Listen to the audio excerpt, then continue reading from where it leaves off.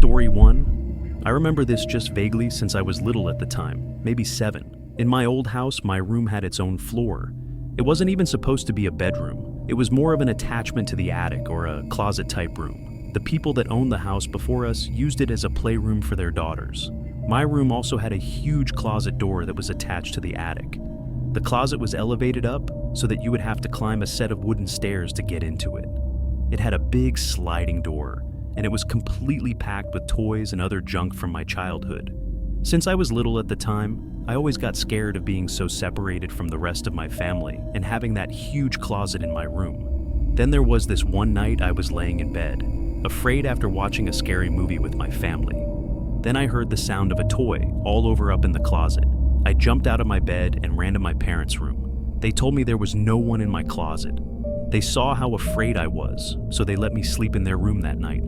The next night I had kind of forgotten about it until I heard it again. The sound of a container of Legos spilling out everywhere up in the closet. Again, I ran to my parents' room and told them about it. My dad was starting to grow impatient with me. He reluctantly agreed to let me sleep in their room again. The next day, me and my mom checked the closet, and there it was. A pile of Legos lay on the floor, spilled out of the container. I thought this was proof that somebody was in my closet, but my mom assured me that it simply fell over. That night, my dad locked his door. He said he was tired of my nonsense. I couldn't sleep that night. I lay there completely silent with my young boy imagination running, waiting for another sound to come from the closet. It was probably about an hour before it happened. It broke the silence, the sound of the closet door rolling open with force. The moonlight shining through my window illuminated the figure standing by my closet door. I let out the most horrific, ear-piercing scream you've ever heard as pure terror swept over my body, a feeling that I still remember today. The figure jumped down from the closet and ran out of my room and out the front door of my house. My mom ran up to my room in shock as my dad ran downstairs trying to catch whoever it was, but he never did. The police never caught the man. Story 2. When I was in 8th grade, I went on a school trip that was called the Louisiana Tour. It was mostly going around to significant sites in South Louisiana. One of the places we went to was Myrtle's Plantation, which is considered to be one of the most haunted places in the country. There are all kinds of stories about the place. At one point, we were standing in a room as part of a larger group, and the tour guide was talking about something. I don't remember what. As I'm standing there, I start to hear what sounds like someone hitting a piano key. After I heard it a couple times, I started to look around for the source of the sound. I didn't see a piano, but I kept hearing it. So I asked my friends who were standing near me if they heard it. They said no. When I heard it again, I said, "There it is again." They must have heard it. They thought I was crazy. So I went back to looking around the room. Everyone's eyes were on the tour guide except for one woman. She caught my eye and pointed at me, and then at her ear with a questioning look. I realized she was asking if I heard it too, and I nodded. At this point, the tour guide starts telling a story about a soldier who had died there, and that he played the piano, and multiple guests had reported hearing him playing in the night. I honestly didn't know what to think. I guess I still don't. I talked to the woman as we were all leaving the room, and she said she heard the exact same thing as me, but her husband and son had not heard it. Story 3. It was near Halloween time when my friends and I were telling ghost stories. My friend said she was going to tell a story about her parents' first date. She said she didn't like telling the story since it was actually true, but we prodded her on to cut to the chase. The parents had a nice, if awkward, first date, and around the time that they would have said goodnight, the male in the situation, who's my friend's dad, suggested that they go for a midnight hike up Provo Canyon. He apparently knew the place since he had done a fair amount of rock climbing in the area. So, the two drove up the mouth of the canyon, got out of their cars, and started hiking under just the light of the stars since it was a new moon. At some point, the man starts getting a bad feeling since the pathway ahead, which would pass under some trees, would be dark and because it was getting quite late. He ignores the feeling and presses on. A minute later, the feeling came back to the man. He ignored it again and started walking a bit of the way into the trees when his foot hit something soft in the middle of the path under the trees. It was too dark to see just what this soft thing was, and the feeling came back stronger than ever. Instead of finding out what his foot had bumped into, he and the woman both agreed to hightail it out of there. Years later, after being married for some time, they were watching an interview with a serial killer, Ted Bundy. In response to a question asking him to describe the time that he felt the closest to being caught, he explained about the night that he lured a girl into Provo Canyon and had just killed her when he heard some people coming up the trail. He explained how he hid in the trees just in time, only to watch some guy walk right into the body and, for some reason, just turn around and walk away. Story 4. My school's library is open until 2 in the morning for the idiots like me that don't do their essays until the last minute. It's a pretty small building, and most of the books are in the basement area called the stacks. Just to give you a quick layout, there's the big main stairs that go down to the stacks, a vending machine room, and the long hallway with the 4 entrances into the stacks.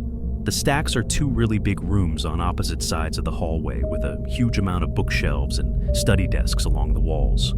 I was there around 11 p.m. last year. It was a pretty research-intensive essay, so I was down in the stacks working in one of the study desks, so I didn't have to keep going upstairs and downstairs again. I had been there for maybe 2 hours, and everyone except for a boy working a few desks down from me had already left. I was pretty zoned out by this point.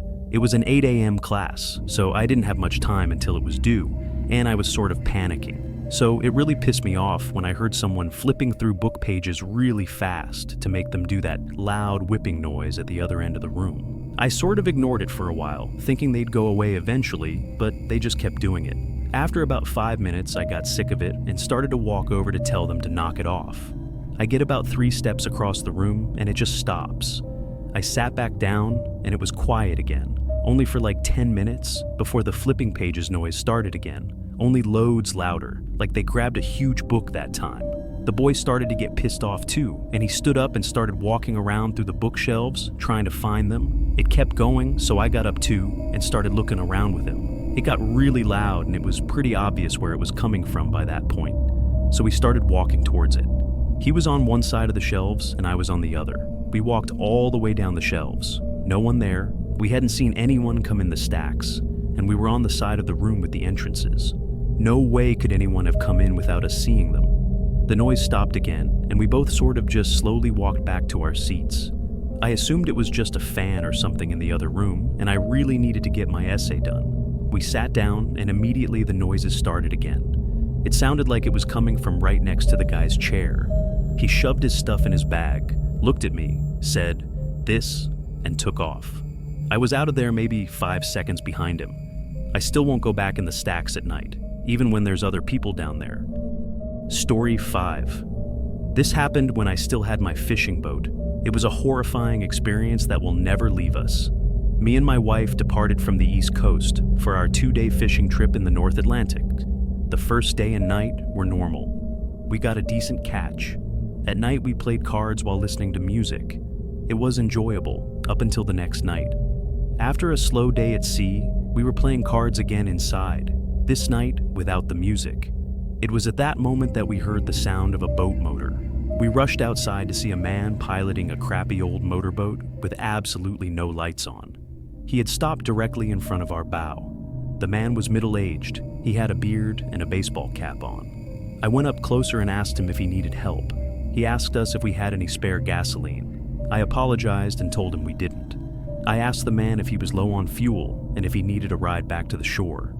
But he declined. He claimed he had plenty of gas, which brought an awkward silence as me and my wife wondered why he asked us for gas. Then the silence started to creep me and my wife out, mostly because of the way he just blankly stared at me.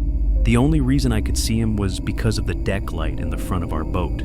Other than that, we were surrounded by darkness. The man finally broke the silence and asked us if we had a good catch that day. I told him we didn't, still trying to be polite even though the situation was odd and creepy. I asked the man how he was getting around in the darkness, but all he gave me was a chuckle, as if I had made a joke. I figured he misheard me. He turned his little motorboat around, and the last thing he said to us was, "Nice meeting you, folks." He sailed off into the total blackness surrounding us. Me and my wife were completely weirded out. My wife told me she was afraid he was going to rob us. Being a fisher, you run into and make conversation with other sailors and fishers all the time. But I knew something about that guy was off. The fact that he came up to us so late at night, so far from the shore, and alone in that little motorboat, and the way he acted, we were both really uncomfortable. So I decided to turn out our lights and sail a bit north just to make sure the guy couldn't find us again. Call me paranoid. Later that night, probably around 2 in the morning, I woke up to the disturbing and ear-piercing scream of my wife. I shot up from my lay position to see a man standing at the edge of our bed. I lunged out of the bed towards the man, but he was out of the cabin before I could even get out of the room. I heard the sound of the same motorboat starting before speeding away into the darkness again. We sailed all the way back to the shore that night and reported the man right away. Of course, nothing was ever heard of the topic again. We still have no idea what the man wanted or what he was planning on doing, but it still gives me nightmares to this day. Story 6. The way my bedroom was laid out was that across the room from my bed there's a small alcove that does not receive any light because of the closet that's slightly in front of it. So the closet blocks the ceiling light and the ambient light from outside when it's dark. I was in 4th year high school and was trying to sleep, but couldn't. You know that feeling like someone's staring at you? I was feeling it. I couldn't shake it, and it just felt like whatever was staring at me had such malicious intent in it. I opened my eyes and my gaze was drawn to that dark corner of the room where I saw a hazy, darker outline in it. I got goosebumps, but thought that it was nothing there. I'm just imagining things. I closed my eyes again, trying to force myself to get sleep, but I can't shake that evil feeling stare. Then there was a creak sound, the sound from somebody putting pressure on the floor. I opened my eyes again, and that shadow thing was in the opposite corner now. All my inner senses went ballistic, and I threw my pillow and blanket over my head as I cried myself to sleep, all while hoping that the thing wouldn't come closer. I know I didn't imagine or dream, and it still sends chills down my spine to this day. Story 7. It was the first time my family ever went camping together. I was 18 at the time. We probably wouldn't have gone if it weren't for my brother and sister, who were still only 11 and happened to be twins. It was mid-July, and I was actually excited to do it. We drove all the way out to the country. We didn't go to a camping site. My dad just parked the car on the side of a quiet road, and we hiked about a mile into the woods until we found a small clearing. We pitched our 2 tents, one for me and my siblings, and one for my parents. So, come nighttime, I couldn't sleep at all. Trying to fall asleep in that sleeping bag was like trying to fall asleep on the grass. I just couldn't get to sleep. I spun around and tried to make myself comfortable for hours. My little brother and sister had been asleep for a long time at that point. And then I heard the sound of the zipper to the tent zipping down. I looked up and saw someone poking their head into the tent. I couldn't see who it was. "Dad," I whispered. Whoever it was removed their head from the inside of the tent. "Dad," I said louder. Whoever it was quickly moved away from the tent, leaving it unzipped. I was so confused. I was sure it was my mom or dad just checking on me, so I crawled out of the tent and walked over to my parents' tent. I unzipped it and crawled inside. My parents were both in their sleeping bags. I shook my dad until he woke up. I asked him if he had just checked on us. He said no. I got chills as he said it. I then woke up my mom, hoping that it was her, but she groggily told me that she hadn't left the tent either. I got goosebumps all over as I came to the realization that somebody actually came up to our tent, opened up the zipper, and peered inside. A stranger. For all I know, some sort of psycho. I couldn't even really tell if my parents took me seriously or not. Or maybe I just don't remember. But I do remember that I didn't get a minute of sleep that night. Story 8. My parents were on their honeymoon to Key West. When they arrived at the hotel to check in, they were told that the room would be non-smoking. With my dad being a smoker, they requested a different room. They got the room switch and went to their room. As they got off the elevator, the smell of fresh paint was overwhelming. Down the hall, there was a painter with all necessary supplies laid out around him as he was painting the wall. As my parents walked past him, they casually greeted him, and the painter had absolutely no acknowledgement of their presence. Whatever. When they got to their room, the smell of paint was even worse in there. So bad, it wasn't even bearable. So they decided to go to the front desk to change rooms. When they explained the situation, the attendant looked very confused and informed them that there wasn't a scheduled paint job on that floor for that day, but agreed to change their room anyway. My parents go back to their floor to grab their luggage, and the painter's completely gone. all supplies cleaned up and gone within 10 minutes.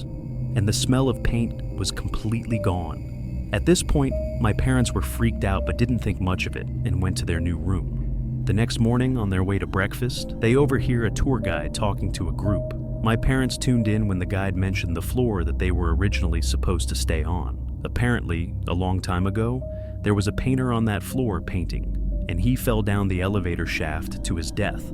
Now, my parents don't normally believe in the paranormal, but after an event like this that they had no explanation for, it freaked them out a good bit. Story 9. This story didn't happen to me. It happened to my cousin, and yet it still freaks me out thinking about it. This story is all too true. My cousin Nikki was on Skype with his girlfriend Sam at around 1 in the morning on a Friday night. She was asking him to come over and stay the night, but he didn't really want to drive over that late. Sometime into the conversation, Nikki noticed the closet door behind Sam open a crack. Nikki pointed it out, and Sam turned and looked at the closet. They both ended up ignoring it. It was probably another half hour into the conversation that the closet door creaked open even more. Nikki spotted it again and told Sam that her little brother must be hiding in the closet. She denied it and told him the window was open or something, so there must have been a draft. It was about half an hour later that the closet door completely opened, and somebody stepped out of the closet and walked out of Sam's bedroom. Sam didn't seem to notice, but Nikki got startled from what he just saw. He told her that her little brother was hiding in her closet, but what she said next scared Nikki shitless. She told him that she was home alone that night. Nikki started yelling at the screen for her to lock her door and call the police, and that he would be over there as fast as he could. Sam just started to understand the situation as she turned and saw the closet door completely open. She ran over to her doorway and let out a blood-curdling scream before slamming the door shut and locking it. Nikki drove over as fast as he could while calling the police. When he got there, the front door was left open, so he ran into the house into Sam's room. He knocked on the door and told her it was him, but she wouldn't answer. When the police finally arrived, they busted open the door to find her curled up in the corner of the room in shock.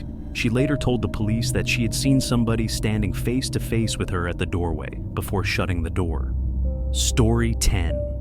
It was a dark and stormy night, the kind of stormy that I loved, thunder and lightning roaring. So I was staying up late watching movies. I lived with my dad, but he wasn't home that night. He was working nights anyway. After I finished watching the movie Forrest Gump for the 100th time, I decided 2 a.m. was a good time to get some shut-eye. I loved going to sleep during thunderstorms. It was just enjoyable to listen to. But suddenly, I heard the sound of something hitting my window. It wasn't the sound of rain hitting the window, but in such a big storm, I didn't think much of it and put my head back down. But a few seconds later, the same noise. Something hits the window again. This time, I made the sound out to be a rock hitting the window. My heart started racing. It couldn't be my dad. He would call if something was wrong. Another rock hits the window. I found myself glued to my bed. I didn't want to look out the window, but whoever was outside surely knew I was up there. I had just turned the TV off. They could have seen the bright glare through the window. I just decided if I ignored it, they would go away. Another rock hit the window, and then another. It was getting faster. The rain started to lighten up, and that's when I heard the sound of a truck engine running down in the street. A much louder thump to the window was where I drew the line. I got out of my bed, planning to call the cops. I ran down the stairs toward the phone, but as I passed the front door, I saw something through the glass window at the top of the door. It was the face of a person looking through. To me, it seemed like they had a smile on their face. I sprinted to the kitchen and called the police. They said there was an officer nearby and they should be there shortly. Whoever was at the door started fiddling with the doorknob and eventually ramming into it, trying to bust it open. I grabbed a knife for protection and yelled that the police were coming before running back upstairs to my room. After about a minute, the ramming on the door stopped, and there were no more rocks hitting my window. I still didn't dare to look out the window, but I remember hearing the sound of the truck drive off a few minutes later. I heard the sound of a police siren outside, and moments later, the doorbell rang. I explained everything to the officer. I described the face as best as I could. Unfortunately, I couldn't provide him any information about the vehicle. If only I had looked out the window. I still regret not taking a quick look. There was never enough info for the police to catch these people. Not sure if they had intention of robbing my house, or much worse.